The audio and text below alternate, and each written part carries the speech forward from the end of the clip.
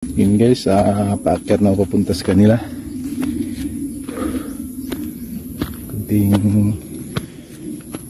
Kunting kimbot na lang, parating ako dun sa paruruunan ko.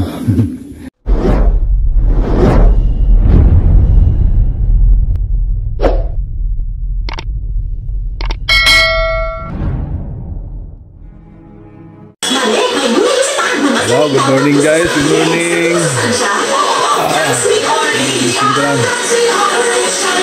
Mainit pa. Kahit nasa bundok kami guys, medyo maano siya, ang tawag nito, malinsangan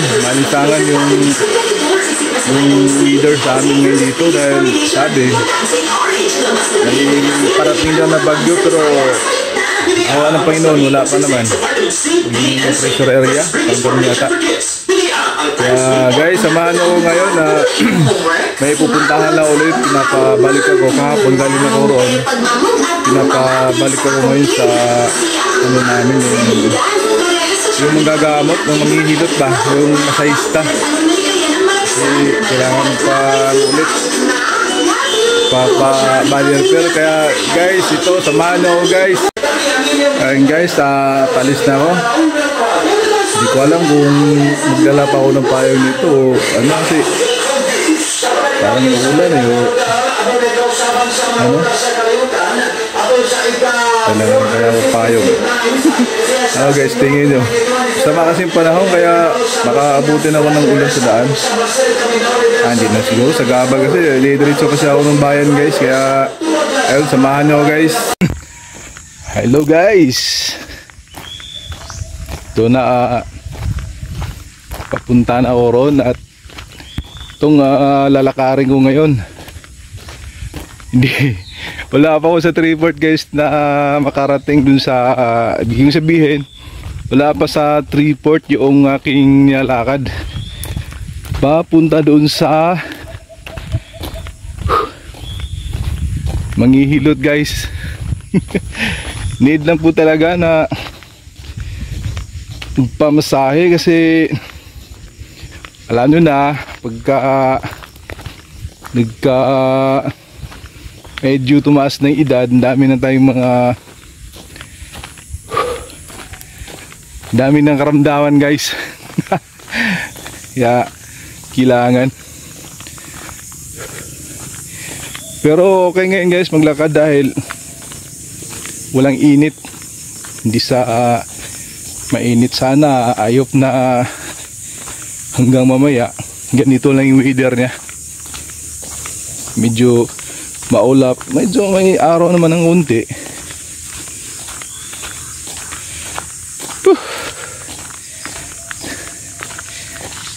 Tiyaga lang guys.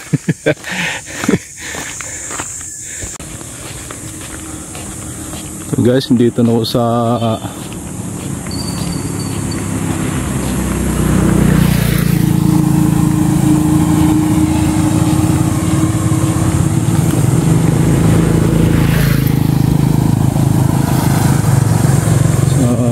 primary school na kung saan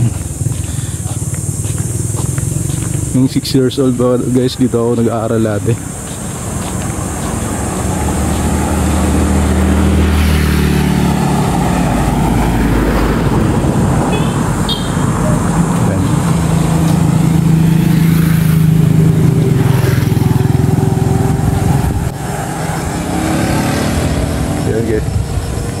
Dati hindi ganyan ang itsura ngayon, ginaago lang.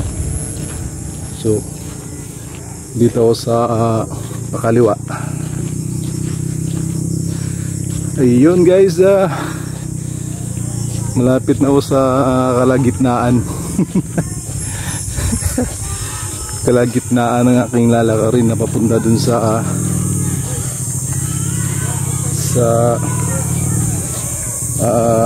magmamasahi. Ayos lang to guys, at may exercise lang. Sa sapatos sana ako, hindi na kasi mabigat lang sa paa. Dati guys, hindi simentado ito. Yes, dami mga puno na puno na ano, kahoy na mahogani. Ayun, no? Mahogani lahat, guys. Ganda. Ito namang kalsada na ito naman yung papuntang ano, yung pinasukan ko dati na elementary, grade 5 and grade 6. Dito kami dadaan araw-araw, guys. So wala lang sa amin yung mga nalakad namin dito kalayo.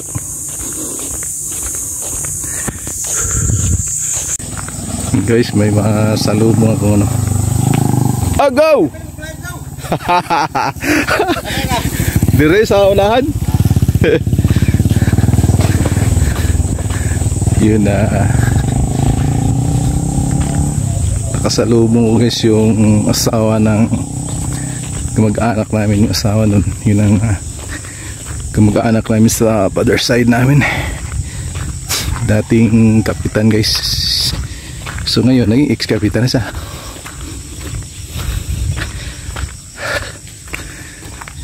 Ito.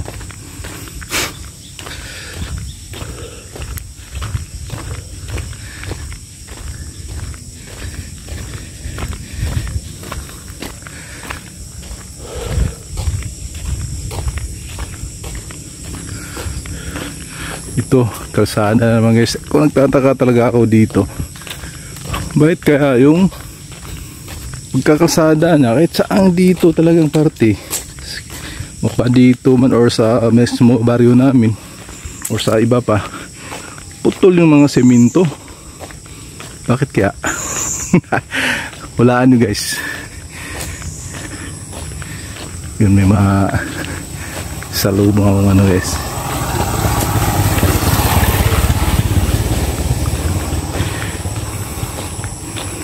Buti ito, guys, simentado. Dati hindi simentado to. Galing na kami dito kahapon, guys. Kasama ko yung eldest son ko. Ngayon bumalik sa trabaho na, mumotor kami. Ayos. Ayun, guys, lapit na ako dito sa eskwelahan ng Agsuso Elementary School. Napakaswerte yung mga kabataan na estudyante, guys. Kukumpare mo sa kapanahonan namin doon, di pa simentadong kalsada, araw-araw pa naglalakad. Tapos ngayon, lagi na sila nakamotor, guys. Ganun talaga. Bawat henerasyon, iba-iba ang sitwasyon. Tama ba, guys? Baka mali ako, sinsya na. Diyos ko. Ayun, guys, oh. Naalala ko pa tong simento na lang natira, guys. Yan ang grade 6 tsaka grade 5.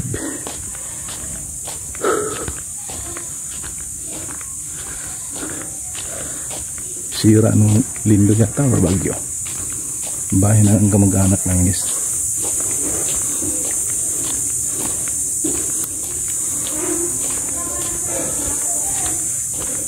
Ayan.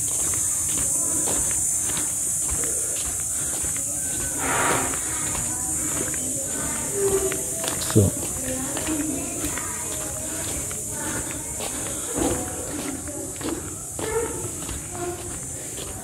yan ba lang yan? Yan ang Agsuso Elementary School. Ito, guys, kung nakikita nyo yung ano na, yun yung may yero dyan, yun yung barihol ng Agsuso. Yung pinaka ninunuan namin, guys, are lulo namin.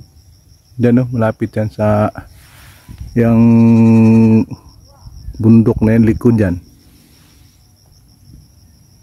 Ngayon namatay yun, so lumipat yung father ko doon na sa Barrio Tikugan. So Tikugan na kami guys. Yan.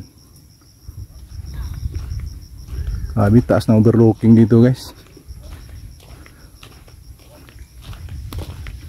Taas na overlooking dito.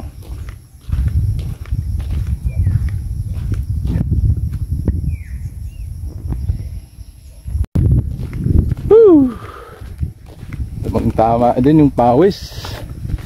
Sarap maglakad guys. Walang kainit-init.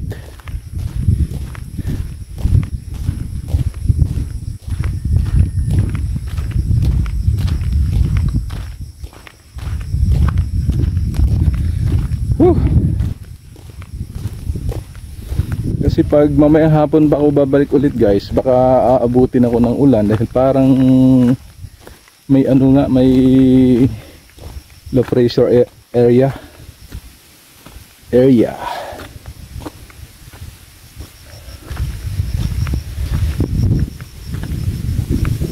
Ay, sarap. Presko ng hangin. Walang kapulupuluted guys. Ang sarap. So dito naman gawi, yan. Parang yun yata ang tinatawag nilang muto. Muto boundary ng Badbad Oriental at Tubudako.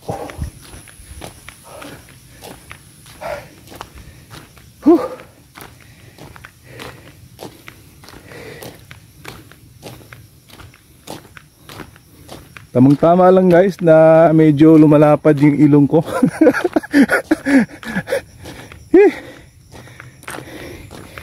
Ni-enjoy ko lang sarili ko guys dahil itong ginagawa ko ngayon, hindi ko itong gagawa nung nasa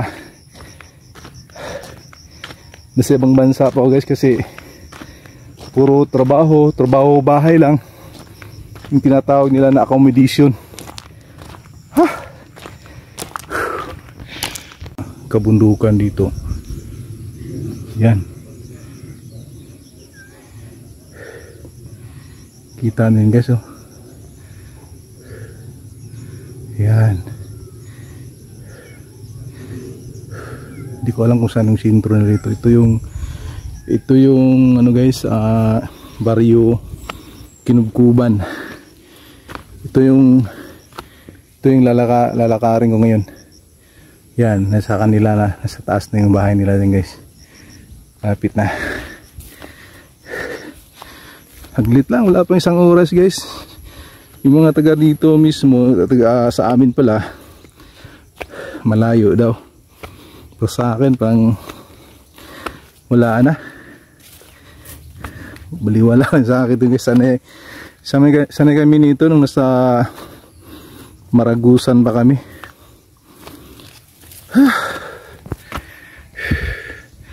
Yan guys, ganda ng overlooking oh. Meron ng cable car dito guys. Ayan oh, lapit lang.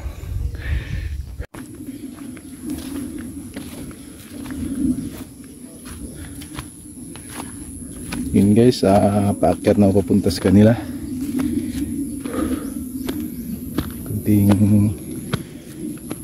Kunting kimbot na lang, karating ako dun sa paruruunan ko. Sarap maglakad guys.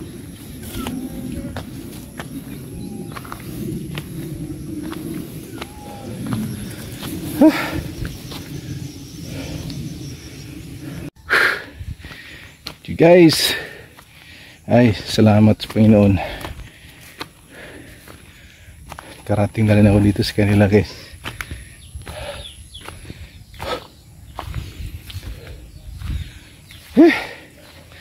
Dito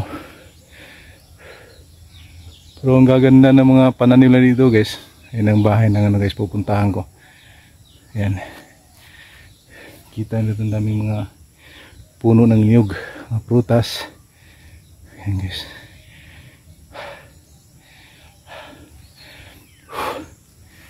Tama lang. Ayun guys, yung mga bago ng tanim na niyog, may hindi na masyadong mataas. Hey, masubuntang nong. Oo, mao bitaw nong. Pero hinaot na din ni mga kuan kay marag low pressure area ra man guni. Oo. Ito guys, katatapos ko lang na papahilot. Hey, salamat sa Panginoon. Buti na lang guys, may dala akong payong. Biglang umulan. Buti na lang tama yung advice ni mother sa akin na magdala ng payong kasi masama yung panahon. Ay, Diyos ko. Salamat, pauwi na. Guys, kita-kits tayo mamaya. Ayun guys, darating na yung ulan.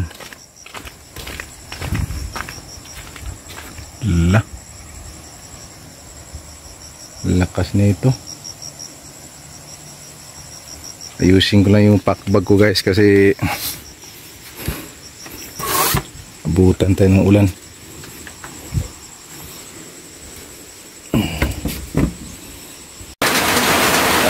Guys, nandito ako ngayon sa Purok waiting shed sa mag-anak pa rin namin, relative sa career side ko. Narisilo na ako dito guys dahil ang grabe, biglang lumakas yung ulan guys, kaya ang hirap yan papaulan, kaya galing na ng masahe. Kaya guys, dito ko na lang tapusin yung aking vlog dahil ay maulan na. Hintayin ko to, paabutin ako ng hapon. Ang hirap. Yung mother ko lang naiwan sa bahay kasi yung mga kids ko, yung isa na sa trabaho niya, yung isa na sa school niya. Kaya guys, maraming salamat po sa inyo at shout out po sa inyo guys, sa mga kamag-anak ko at kaibigan ko, sa mga nakilala ko. Shout out po sa inyo lahat yan. Of course, my family, my wife, mother, lihat ka po dyan palagi sa work mo at nasa malayo at always ingat. I love you.